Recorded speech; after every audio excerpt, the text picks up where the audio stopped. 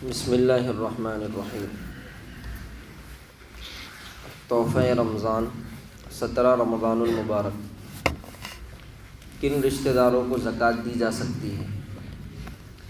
مستحق زکوٰۃ رشتہ داروں کو زکوٰۃ ادا کرنے میں ڈبل ثواب ہے۔ زکوٰۃ ادا کرنے کا ثواب بھی ہے اور صلہ رحمی کرنے کا ثواب بھی ہے۔ تمام رشتہ داروں کو زکوٰۃ دے سکتے ہیں، صرف چند رشتہ دار ایسے ہیں جن کو زکوٰۃ نہیں دی جا سکتی۔ نمبر 1، اپنے اصول یعنی ماں باپ، دادا دادی، نانا نانی، پردادا پردادی، پرنانا پرنانی، اوپر تک کو زکوٰۃ نہیں دے سکتے۔ نمبر 2، اپنے فروع یعنی بیٹے بیٹیاں، پوتے پوتیاں، نواسے نواسیاں، نیچے تک کو زکوٰۃ نہیں دے سکتے۔ نمبر 3، شوہر بیوی کو زکوٰۃ نہیں دے سکتا۔ نمبر 4، بیوی شوہر کو زکوٰۃ نہیں دے سکتی۔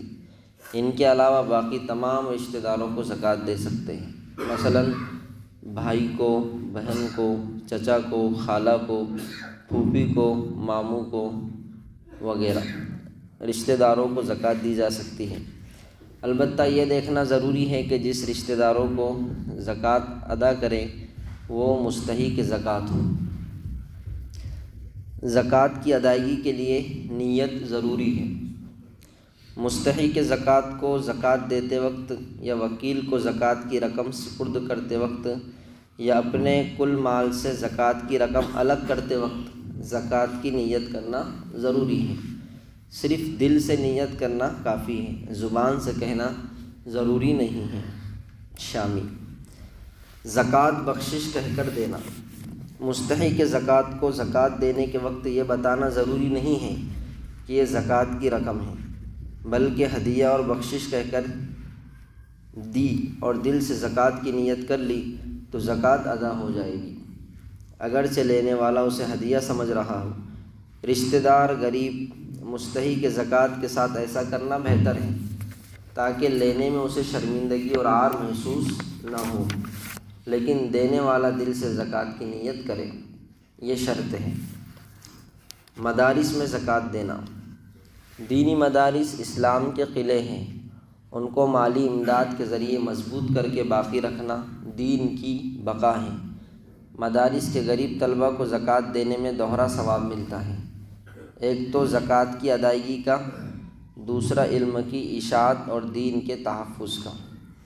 مدرسے میں سب پڑھنے والے بچے غریب نہیں ہوتے، بعض وہ بھی ہوتے ہیں جو مالدار ہوتے ہیں ماشاءاللہ، تو ان کی باقاعدہ فیس لی جاتی، ان کا سالانہ ایک جو ٹارگٹ رہتا ہے، بجٹ رہتا ہے، وہ ان کے سرپرستوں کو بتا دیا جاتا ہے اور سالانہ ان سے فیس وصول کی جاتی ہے۔ لیکن اکثر طبقہ وہ ہوتا ہے جو غریب ہوتے ہیں، زکوٰۃ کے مستحق ہوتے ہیں، تو ان کے بارے میں یہ ہے۔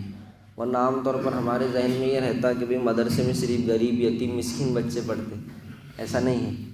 مدرسے میں دونوں قسم کے بچے پڑھتے ہیں۔